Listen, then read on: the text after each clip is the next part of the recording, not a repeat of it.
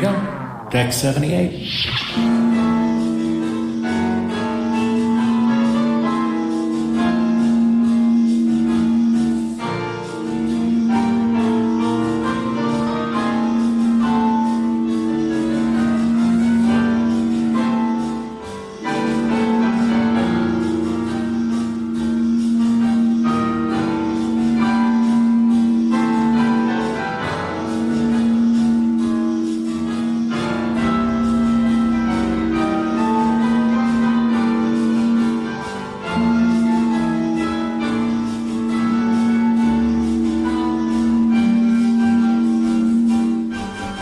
Welcome back for another Deck 78. It's Moscow on the Hudson with Daren Dochterman, Steven Melching, and Ashley Edward Miller as we talk to Ernie Hudson about his incredible career, everything from Ghostbusters to Congo to you'll hear it's fantastic. What an amazing not just the genre films, but obviously he got his start back in the 70s, and it's fascinating to hear about his long career. And I think you're really going to enjoy this. I got to tell you, we really enjoyed it. Darren, and me, and Steve got to sit down with him, and Ashley, really one of the nicest guys we've ever had the pleasure of talking Mark, to. It was you, me, and Ashley. Who did I say? Steve. You said Steve. What'd I say? Steve, don't you remember it? Don't you remember it? All of a sudden, we're in a David Lynch movie. Forget. Well, at least we knew who to call. Whoever was there, it was a great interview, and I can't disguise the fact that Ernie was a delightful guy. Can I just say about him? I mean, other than the fact that he was, in fact, were you there? I was there, and that was just a great interview and incredibly smart, and I could have listened to him all day. That man does not look his age. Not a bit. He looks like he could straight up just destroy you in a stand-up fight. And he is going to live forever like Shatner. He's just a very impressive human being in person. Yeah, I loved him. He has such joy. Yes. Still. And it's very infectious, and he's just so great to talk to, and you can hear. And so honest.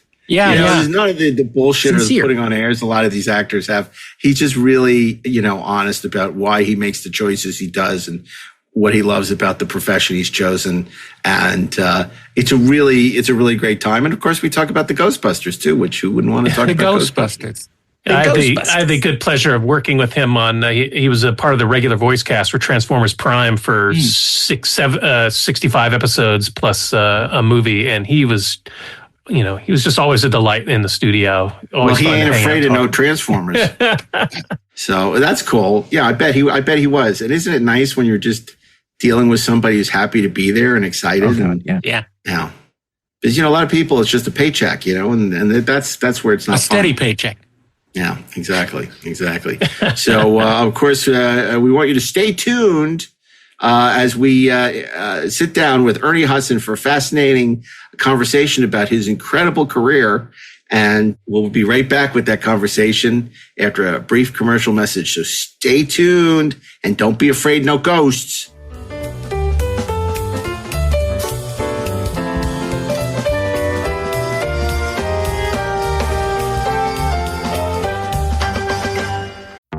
Make your next move with American Express Business Platinum. You'll get 5 times membership rewards points on flights and prepaid hotels booked on AmexTravel.com. Plus, enjoy access to the American Express Global Lounge Collection. And with the welcome offer of 150,000 points, your business can soar to all new heights. Terms apply. Learn more at americanexpress.com/business-platinum. Amex Business Platinum. Built for business by American Express. Last week was our first playoff game, and my plaque psoriasis was so itchy under all my gear. Sometimes just thinking about scratching could take me out of the moment. And then my doctor told me I could get clearer skin with a pill called Otezla. Otezla apremilast is a prescription medicine used to treat adult patients with plaque psoriasis for whom phototherapy or systemic therapy is appropriate. Otezla can help you get clearer skin after just 4 months. Okay, ready for the next game. Talking to my doctor about a pill was a total game changer. Don't use Otezla if you're allergic to it. Get medical help right away if you have trouble breathing or swallowing, swelling of the face, lips, tongue, throat, or arms. Severe diarrhea, nausea or vomiting, depression, suicidal thoughts, or weight loss can happen. Tell your doctor if any of these occur and if you have a history of depression or suicidal thoughts. Live in the moment. Ask your doctor about Otezla. Call 1-844-4-OTEZLA or visit Otezla.com for prescribing info about cost, and more. Since you're new to H&R Block, we'll look at your returns from the last 3 years for any money your last guy might have missed for free. I could get money back from last year? You could. We'll find any mistakes. Could have really used that 2 years ago when I dated that mistake for 5 months. Don't leave money on the table. Switch to H&R Block and get a free Second Look review. Second Look is included at no additional cost with the purchase of tax preparation. Results vary. All tax situations are different. Fees apply if you have us file an amended return. So good, so good, so good. Get ready, because Clear the Rack is on at your Nordstrom Rack store. Now through Monday, find incredible deals on Wear Now styles. On sale for even less at Nordstrom Rack. Take an extra 25% off red tag clearance throughout the store from brands like Adidas, Marc Jacobs, Steve Madden, and more. All sales final. The best stuff goes fast. So shop this sale at Nordstrom Rack today. Please see NordstromRack.com or ask a store associate for details. Anyway, we're so delighted to welcome this next guest. We've never had the pleasure of interviewing him on stage. We're thrilled. He's been in so many great films. We've got so much to talk to him about. Ernie Hudson. Right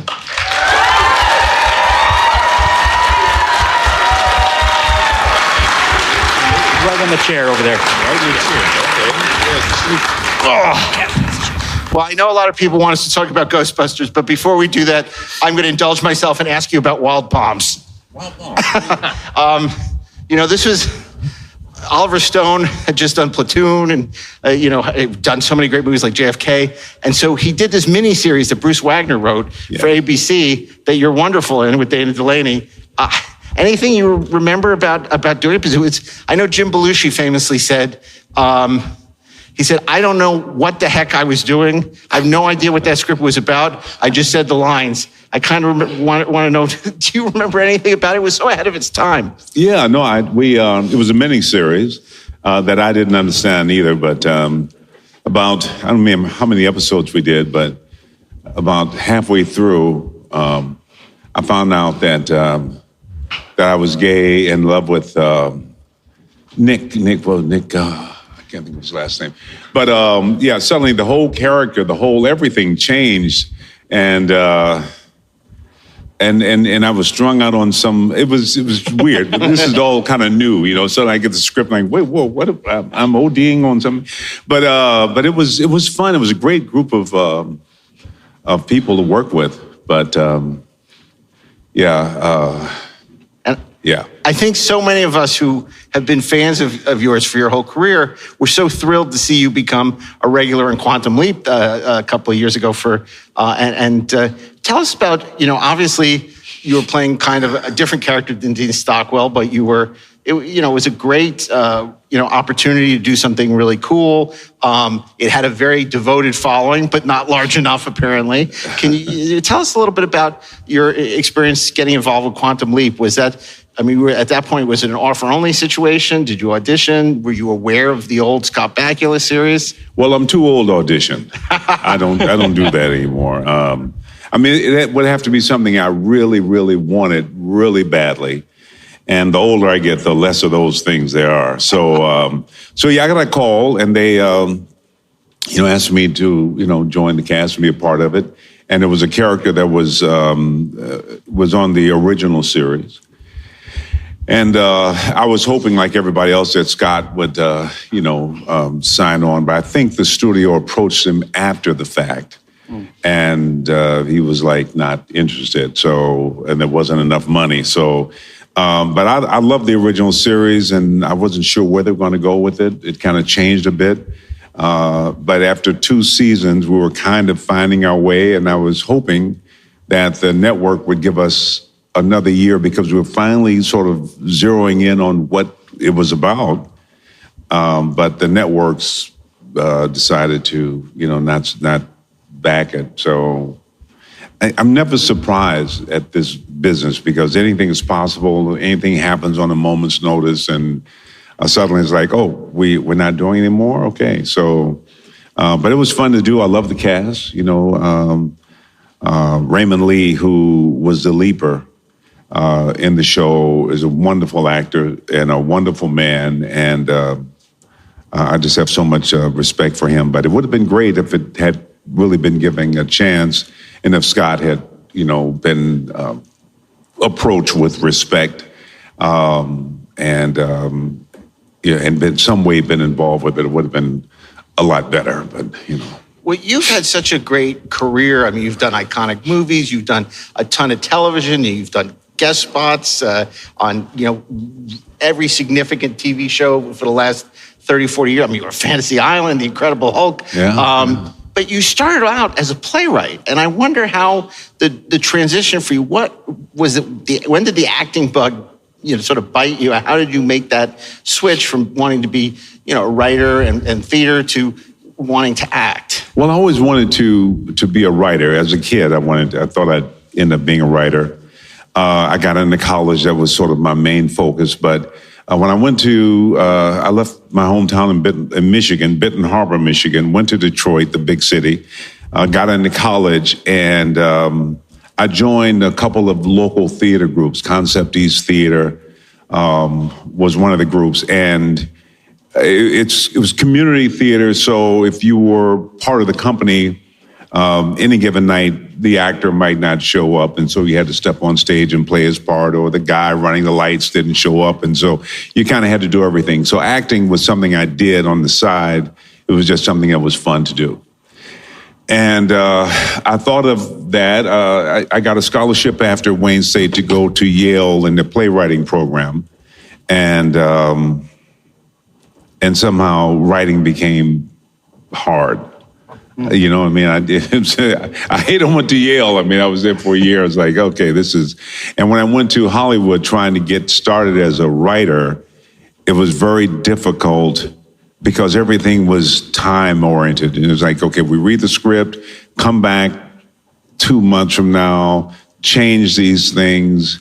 It was just hard and I was a single dad. My marriage ended. I had 2 small kids who came with me, to my surprise, and I needed a job. Acting is immediate.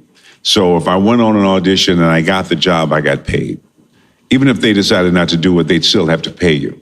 Whereas with writing, it could go on a year and a half, and still you haven't made any money. So I just thought I'd deal with the writing later on. And now I'm old enough I just don't feel like doing it. You know what I mean? I'm like, I'm so old now that it's like, why? Why do I want to do that? You think about, once upon a time this would have been fun, but now it's like, nah, I'm not. That's what getting old is. Getting old is you have to convince yourself to move. You know what I mean? It's like this chair is really comfortable, and yeah, I could use some water, but that's a long way to walk, So writing never really, came back. I don't want to upset all the Space Hunter Adventures of the Forbidden Zone fans out in the audience, all 6 of them. But, you're the best thing about that movie. I mean, Peter Strauss, Molly Ringwald, Michael Ironside is the overdog. Yeah. But tell me about, because this is long before 3D conversions. This was the short-lived heyday in the 80s of like 3D films were coming back in a big way, and then died by 84. Can you tell us a little bit about shooting a 3D film? It was the time of big cameras and all that, and it was just a lot of expectations for this. It was Columbia Pictures. Yeah. Anything you remember about doing? Yeah, they thought somehow somebody decided to make it 3D. Well, the movie started, I was auditioning for a television show called Ryan's 4, and it was about 4 doctors. And for me, I just got to Hollywood, and to be a doctor would be like, oh my God, I just had to get this part. Henry Winkler was one of the producers. And I went in, and I knew the audition went amazing, but my agent said, there was one producer who wasn't sure it was Henry Winkler. And so they wanted me to come back again. I went back in, and as I was going in the room, Henry was leaving. And so, so I didn't get the part, and I was really down about it. But my agent said, you didn't get that part, but you got this movie called Adventures in the Creep Zone.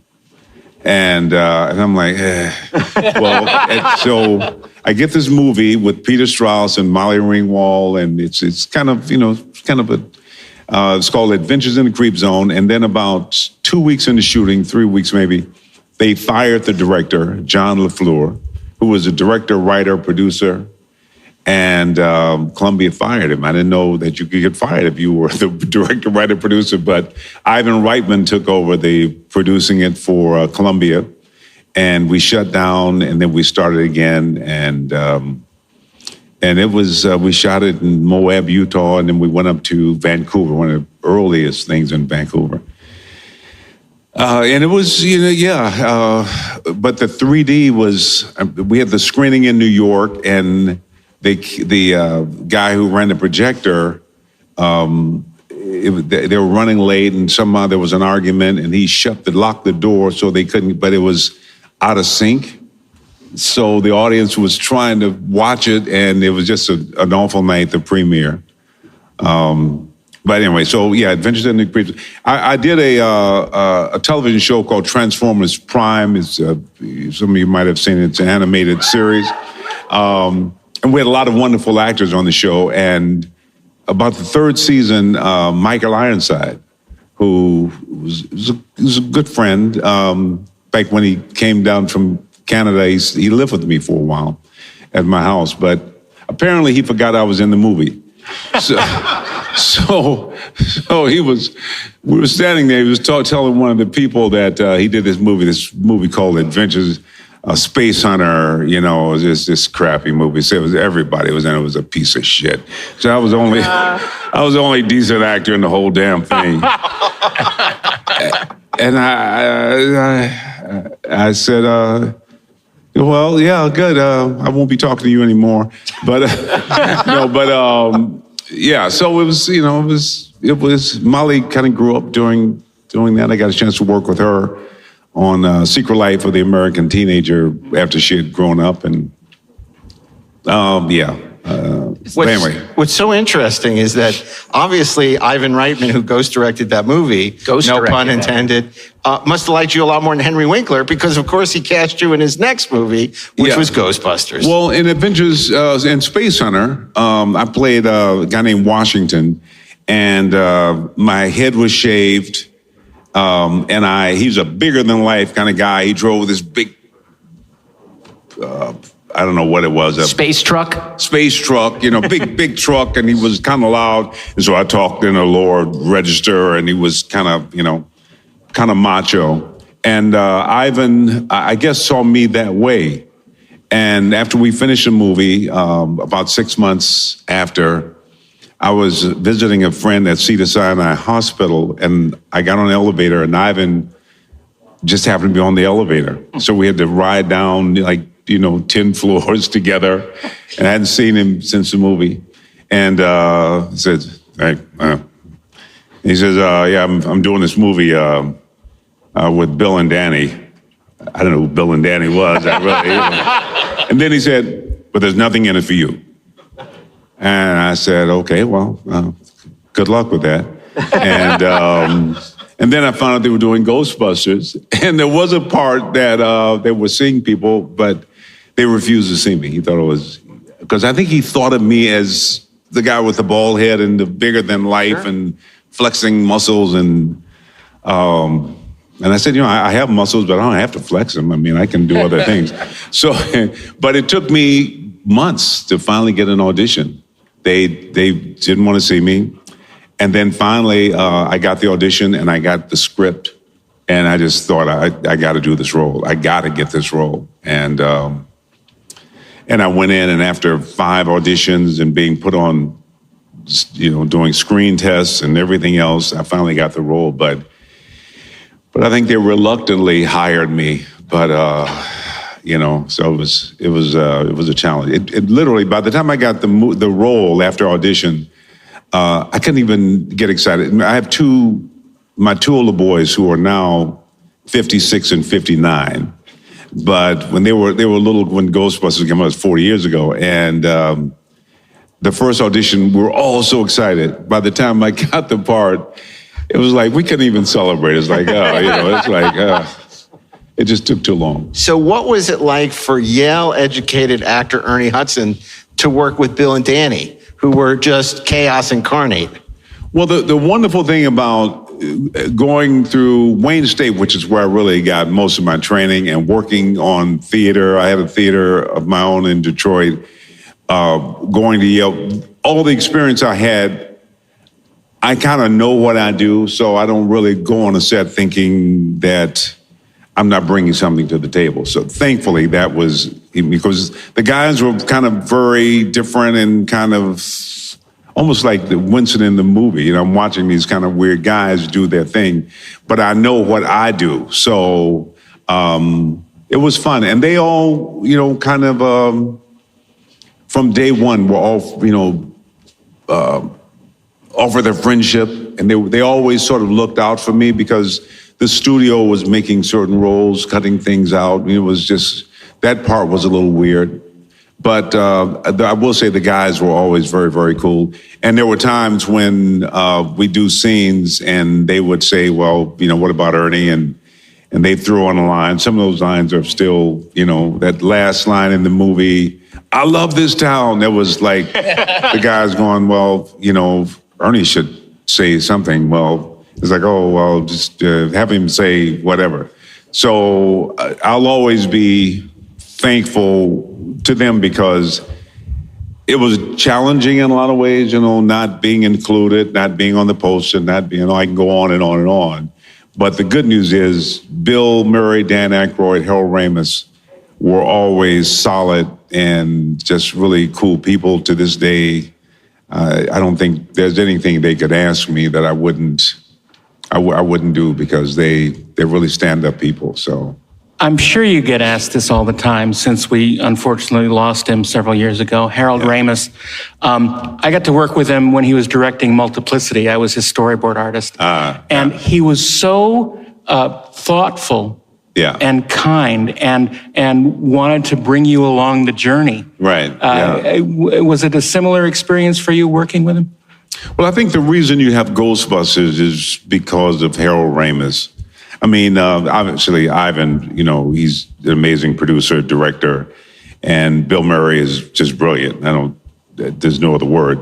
It's just stuff that comes out of him I'm always sort of blown away by. But Harold was the guy who everyone respected enough to look past their own stuff. Mm-hmm. You know, suddenly it's like there's a blow up here and Bill can be, you know, what Bill? do I say? Yeah, Bill can be Bill, and but Harold was Harold was always the voice of reason. He's a rock. You know, that you know that if he said something, you know, it was, everybody trusted Harold, and so whenever things would happen and people would sort of scatter, Harold was the one that sort of got everybody back to the table. And when I came on, because I was really an outsider, these guys had worked together on Second City, on Saturday Night Live. They all knew each other for years. I'm this new person looking for a job, just like in the movie. And, you know, but Harold, some of the stuff was like, really? And Harold would be the guy going, Ernie. And he would sort of explain, this is where we are. And I think, what I learned from Harold and what I've taken with me throughout my career is, you know, just how do you conduct yourself? How do you deal with people? How do you know what I mean? When you see people go, and you work with a lot of people, their moods would go here, you find that place where the calming, or it's not even calming, I'm not quite sure, but just how you conduct yourself. You find the level. Yes. How do you sustain? How do you live for another day? You know, I've been doing this now for 60 years, acting on some level, theater or whatever, but how do you maintain a career with people who aren't necessarily balanced, who are probably high, and I don't know because they're just weird, but how do I keep my sanity? How do I keep myself from going off the deep end? You know, and I think Harold was as perfect of an example of that as, you know, as you could find.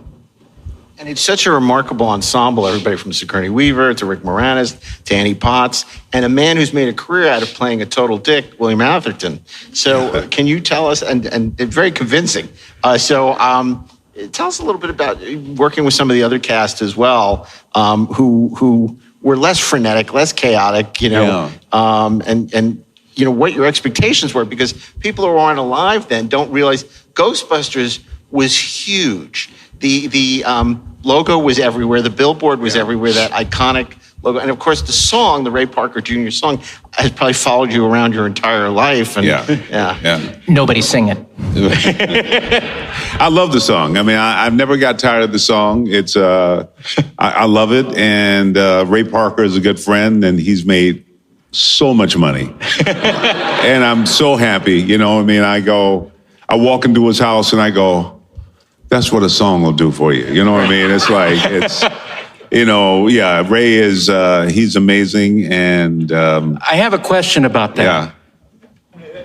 In the song, it says, I ain't afraid of no ghosts, which is a double negative, of course. Right. So it means that you are afraid of some ghosts. Which ghosts would those be? Well, see, it depends on what community you come out of. So where I come from, I ain't afraid of no ghosts, mean I ain't afraid of no ghosts. But I've always had a respect for ghosts. I understand. I've always, I believe something's going on that we don't know about, I don't know if I believe in ghosts like you see in movies, thank God. Well, Danny definitely does. But Danny believes all this stuff is out of Danny's world and his, so he believes in a very real way. And I don't know. I don't want to see what he sees. It's like, friends, if you die before I do, please don't come back. I don't, I love my wife, but, just in case, don't visit.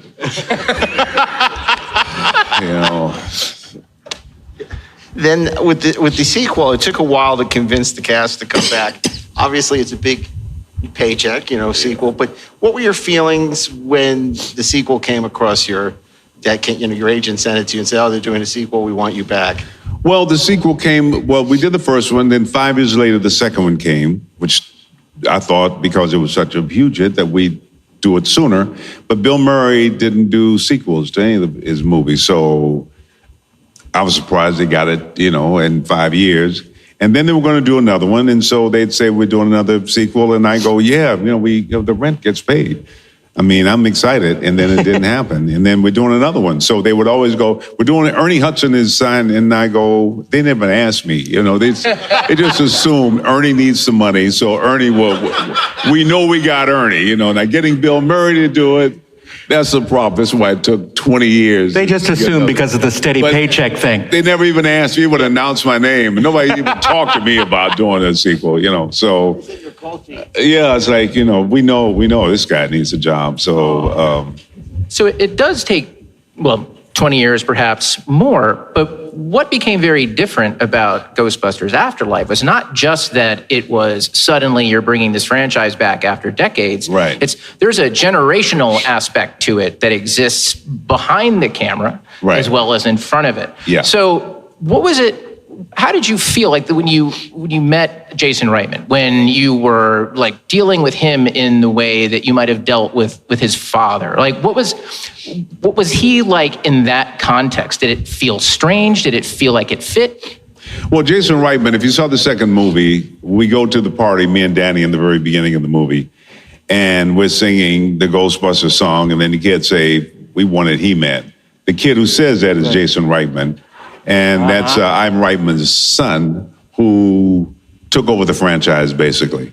And but Jason was a little kid, 6, I think, when we were doing the movie, and he's just a sweet kid, and you love Jason. To me, it was always felt like family, because he and Harold's daughter Violet, they were always sort of around, And I would run into him from time to time. So I was very happy that Jason did Afterlife. And I always say Ivan Reitman had such an amazing career. He did so many incredible movies. but you work with him because you respected him. You knew that you didn't have to like him. I'm not saying I didn't like him, but you wanted to bring your best because he's Ivan Reitman. Yeah. Jason, you just lovely. I mean, he's just a sweet. Yeah, I love Jason. He's like family to me, and so you want to bring your best because you want him to succeed. You know what I mean? You always want to bring your best anyway. But you know what I mean? Jason is just a very.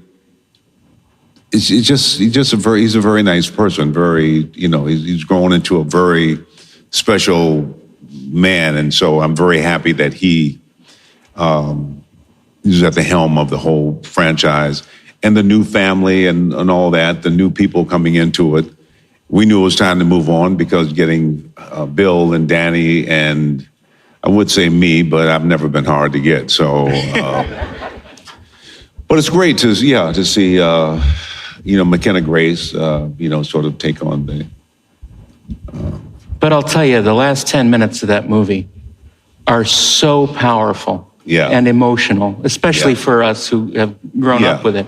But it's so well done and so lovingly presented. Yeah, that it's extremely moving. And I think Jason, I give him credit for that because he wanted to get it right. When the movie with Paul Feig's movie with the ladies, and they wanted to do something different with it. I think everybody knew that if you're going to do another one, you had to give respect to the original movie, and you have to bring something new to it. And I think sort of giving homage to Harold was sort of a way of letting everyone know that we weren't sort of just ignoring anything. We weren't, and I was so thankful that they took the time. But and that's Jason. He's very he's a wonderful director. Do you think at this point, do you see a future for the franchise and for your character, Winston? Well, anytime something makes money, and it'll make money, not as much money as they wanted it to make, it has its fan base, but it's not like the Marvel billion-dollar movies. But it made enough money for them to, I'm sure, want to do another one. And it all depends on if they can keep finding something original, it's a different Ghostbusters. The mom is a Ghostbuster, which is something we couldn't conceive of in 1984. Certainly not my mom. No way. No, so it's a little different, but as long as they can be creative and it's relevant. But if not, what's the point? Because so many of them, you watch movies and you go, why did they do that? I was in The Crow, and they keep trying to make their Crow, and I keep going, why? Yeah. No, I know the studio everybody wants to make money. But sometimes, unless you really come up with something worth people's time, why? Can we talk about that for a second, about The Crow? And obviously, the loss of Brandon Lee was just horrible. What a talented kid he was. He had such a future ahead of him. And this terrible thing happens, and they're finishing the film.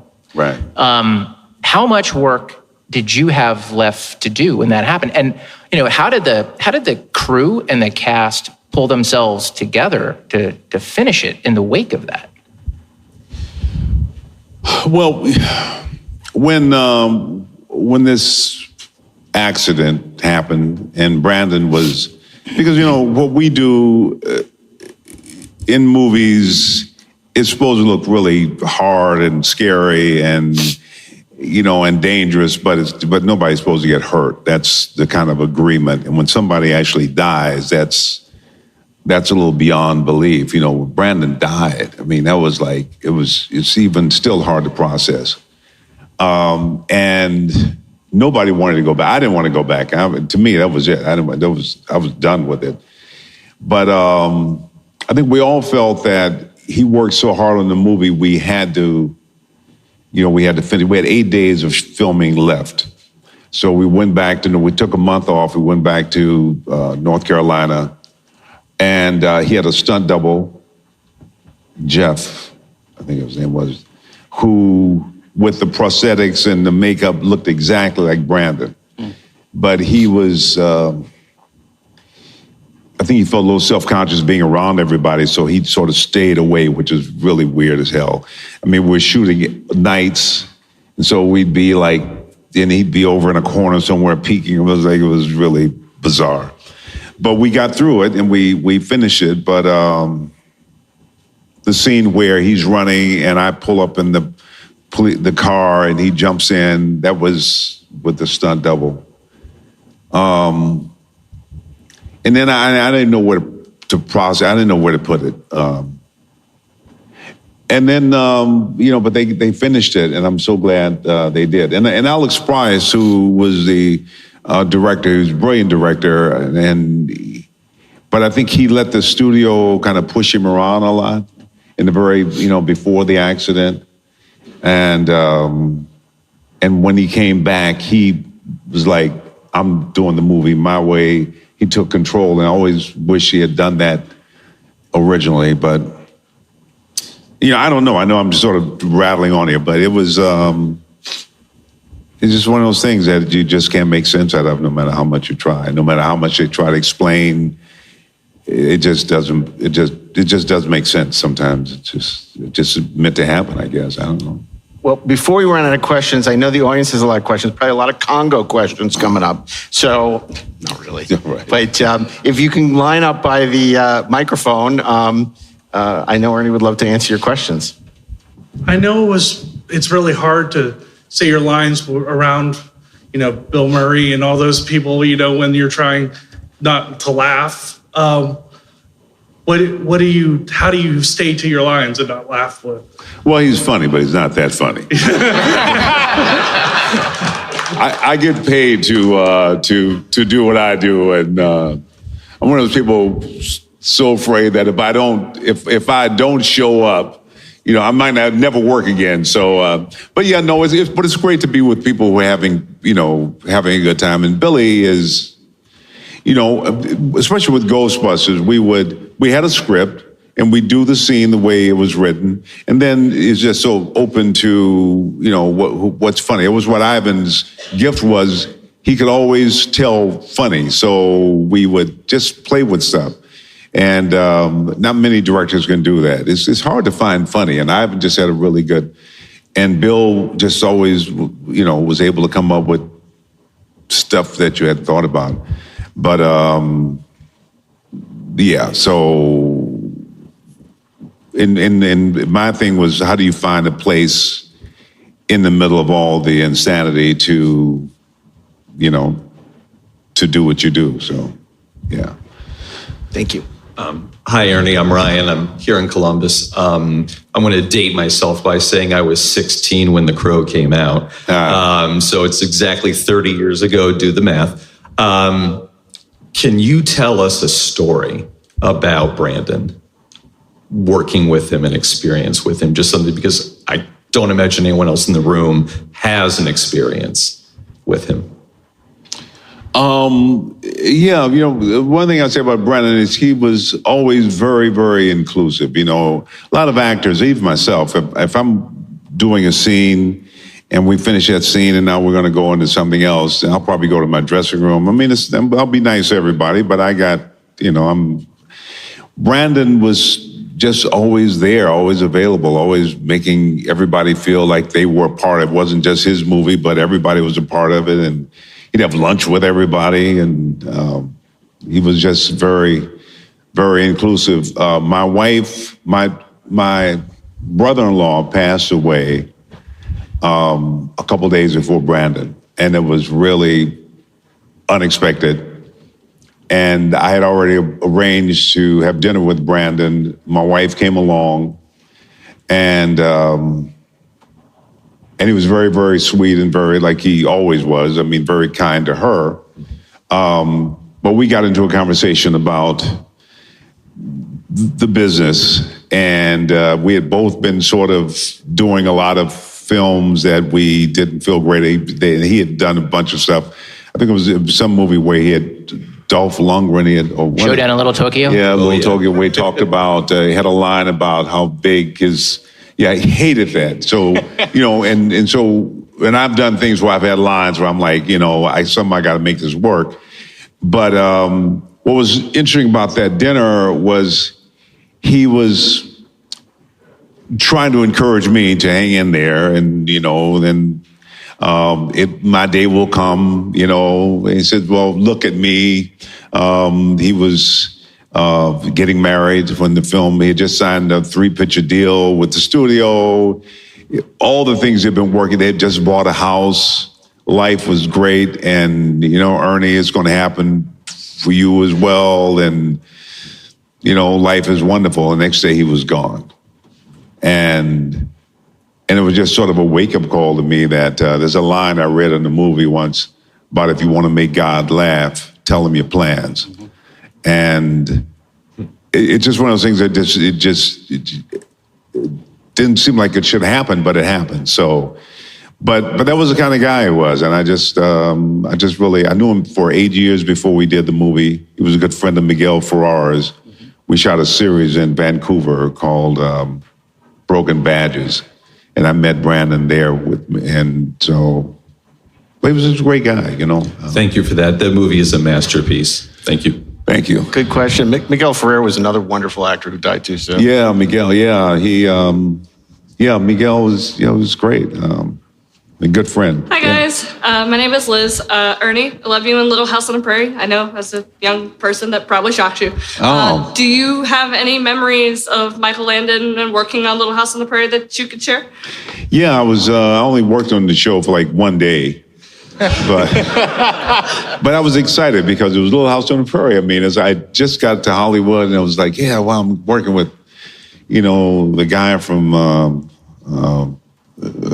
Bonanza, yeah. So it was kind of cool, and I was on the set, and I had this scene, and finally now we get a chance. He's there, and I think the World Series was happening, and he wanted to rush a scene so he could get back to the game. And it was, so that's my experience. So, thank you, Ernie. No, but he was cool, but then I got it, but I'm like, well, dude, the game, I mean, let's, because I've been saving up for this, and so anyway. And I forgot anybody even knew I was on the show because it wasn't very much, but in fact, there's a book about famous people who appeared on Little House on the Prairie, and so I'm in the book. So there you go. Hi, Ernie. Thank you for coming. I just want to say you're amazing, and I love you. And you've been here since yesterday, but I still can't believe that you're actually real. Like, this is crazy that I'm standing in front of you, and I'm going to ask you a question. So my question is, what is your favorite part about coming to fan events like this? Well, meeting people who think I'm not real, and I'm here. Right. Yeah, no, it's great. It's great to meet people who actually see the movies, because Hollywood tells you, well, you did something that was like 2 years ago, that didn't do so well. We're not sure if we want to hire you. You're lucky to be in our film, blah, blah, blah. And then when you meet people who actually see the movie, it's a whole different, when you get outside of the business and because your work is seen from a different perspective. So I always love coming and meeting people who've seen movies. Some people have mentioned movies today that I had kind of forgotten. I even, one guy had a photo of a television pilot that it never got to the air. I didn't know anybody ever saw it, but he actually had a photo of it. So spent off on Different Strokes. And how much did he charge you not to release that photo? Yeah, I'm sure. It was. I played an African named Kwame who was here. It was a weird thing, but anyway, it was. I had forgotten about it. I've actually had arguments with people. They would say, "Oh yeah, I saw you in that movie." I'm like, "No, that wasn't me. That must have been someone else." I said, "No, you've been." I said, "No, trust me, it wasn't me." And then they'll start to describe the scene, and I'll kind of go, "Oh wow, yeah." So yeah, but no, it's great to come out and meet people. Thank you. Before you go anywhere, I have to ask you: your costume with the Christmas hat. Are you the Ghostbuster of Christmas, past, present, or future? All of the above. Outstanding. Okay. You're released. Hello, my name is Taylor. It's a pleasure to meet you, Ernie. It is like breathtaking actually to see you here live and live in color. Like, wow. And I actually just watched The Crow for the first time a couple months ago, and I'm obsessed with it for sure. But since good old Congo was mentioned not too long ago, I definitely have to ask you a question about that. So because obviously we know the book is definitely far better than the movie, even though there's some things to enjoy in the movie. If they made a remake of it that was more grounded and grittier and visceral like the book, would you come back as the character Monroe Kelly? Because let's just be real, that was the best character of the whole movie, period. Well, I wasn't in the book. That's true. That's true. Well, in the book, I think he's an Indian. I think a part Indian. Yeah. But I'd love to come back. I love Monroe Kelly. I'd love to make another, which is, I thought my career was going to take off then. I thought, man, when they see Monroe Kelly, it's like, it's it. I finally arrived. Yeah. And nothing happened. But I had a lot of fun doing it. I'd love that character. Oh, yeah. And I did think that there's been a few movies, and you think, funny, when you're in the business, you think, when this happens, when they see this, when I do this, when I get this role, then it's going to be, and it's just kind of day to day, You can't predict nothing. And you can't predict anything. That's a double negative. Anything. It is. Yeah, that's right. Yeah. Thank you. Hello, I'm Gene from Chicago. Hey. And this is not my first time meeting you. Yeah. Instead of asking you a question, I like to share a great story about Ernie Hudson with this audience. But I can't stress, don't do this today. Uh-oh. So 20 years plus ago, first time you're in Chicago, right when the Ghostbusters on Blu-ray just came out, you're my world. I love Ghostbusters. I'm actually on Comic Book Man defending the Ghostbuster toy line. And you were just everything to me. But I'm also old school. So I also had my original VHS Ghostbusters I had when I was a kid. I only had enough money for one ticket. And I made you choose between either the new or the old. Ernie signed them both. Oh. Thank you. You were the first to ever do that, and you'll always be. Thank you so much. Well, thank you. Good. Thank you. I appreciate it. It's always nice to hear the good stories about you. But don't do that now, people. Please, pay him the money. Last question. Well, first I want to answer one. The name you were searching for before is Mancuso. Nick Mancuso. Nick Mancuso, yeah. Yeah, he was, we were, Right. It was, yeah. And finally, all throughout where you've been talking to us, you've always come off as being incredibly grounded and very focused in your career. Did you get any advice that has helped you to be the actor that you've been? And I love you and everything else, so thank you for that. Oh, well, thank you. Thank you so much. When I grew up in Benton Harbor, Michigan, some poor town, one of the poorest towns I read someplace. I never knew anybody in the business, never knew anybody who was successful at anything in entertainment. Never thought I'd be an actor or anything. Dreamed about writing someday, finally. Never thought I'd even go to college. I got married right out of high school. Well, went to the Marine Corps, and I was out after 10 weeks, and then I got married, and my life was over. But my life wasn't over. And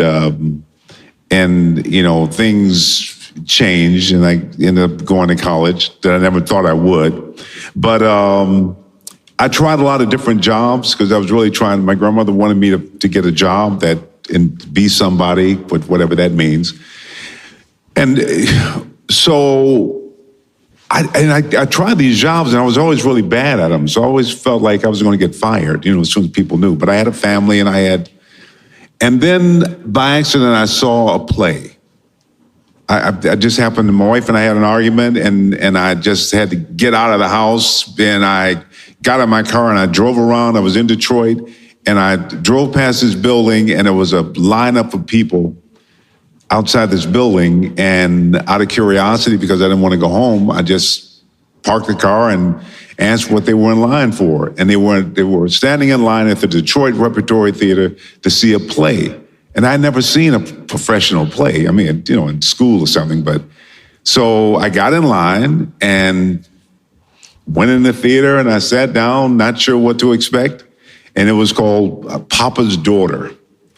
And the curtain went up, and this play unfolded, and the father and the daughter, and she got pregnant, and there was all this drama, and he disowned her, and then by the end of the play, they made up again, and the father loved the daughter, and the daughter loved the father, and I was crying, and they were crying, and it was like, oh my God, I was like, oh my, and then the curtain went, and I was like, wow, and I sat there, and I was just crying, and they took and I thought, wow, I mean, if I could do that, I mean, to be able to be on stage, and it was just too big of a prayer to ask.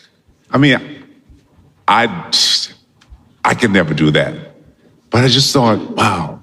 And then that semester, the next semester, I needed an elective, and my then wife said, why don't you take an acting class, take it 4 years. And I signed up for this class, and I walked on stage, and I was at home. I just knew I was at home.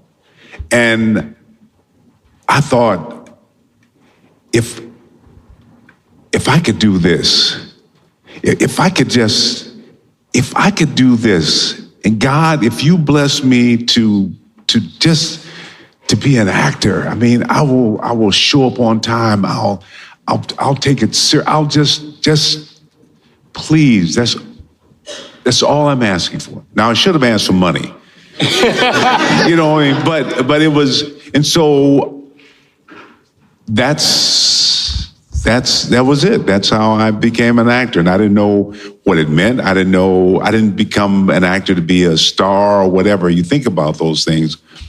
But to be able to tell stories, to be able to, and that's why I'm here. And that's still my prayer. I mean, this is, it's what I do. So. Well, people say that Henry Winkler is the nicest man in Hollywood, but we've learned he's not so great. But you are Ernie Hudson, and thank you so much for an amazing conversation. This is wonderful, Good. And we appreciate it. And I appreciate you guys. I appreciate you actually being here and sitting through. Every time I do one of these things, I wonder who will be there. So I'm always happy when somebody's in the audience. But thank you guys for showing up, and I'm so thankful to be here in Columbus. Thankful to be here with you guys, and just having a great time. So appreciate it. Appreciate you guys. Thank you.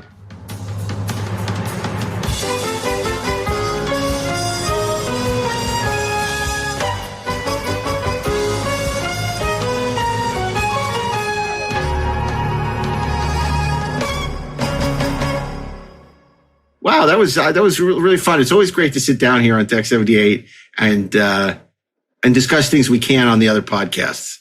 Yeah, well, we could, but people would stop listening. I know. That's right. They would say, this is not Star Trek. This is not the 4:30 movie. This is not list of podcasts go here. But well, now, I don't want to break the illusion, but, we're not really on Deck 78.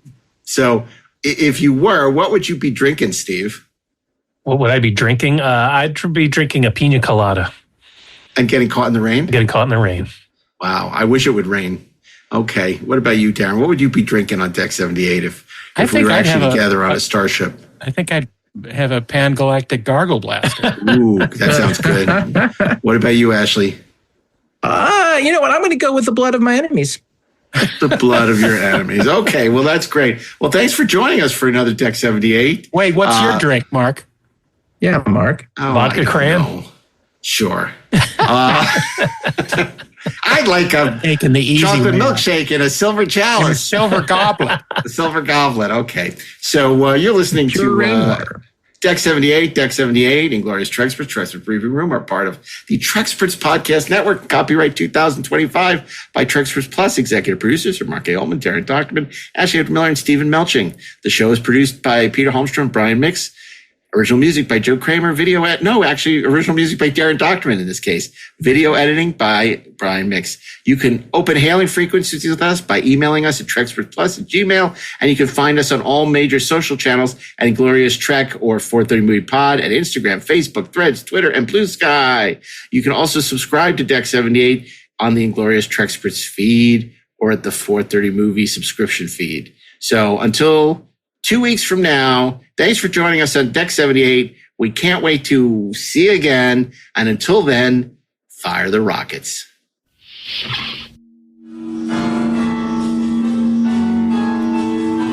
Deck 78 is an exclusive podcast from Treksperts Plus.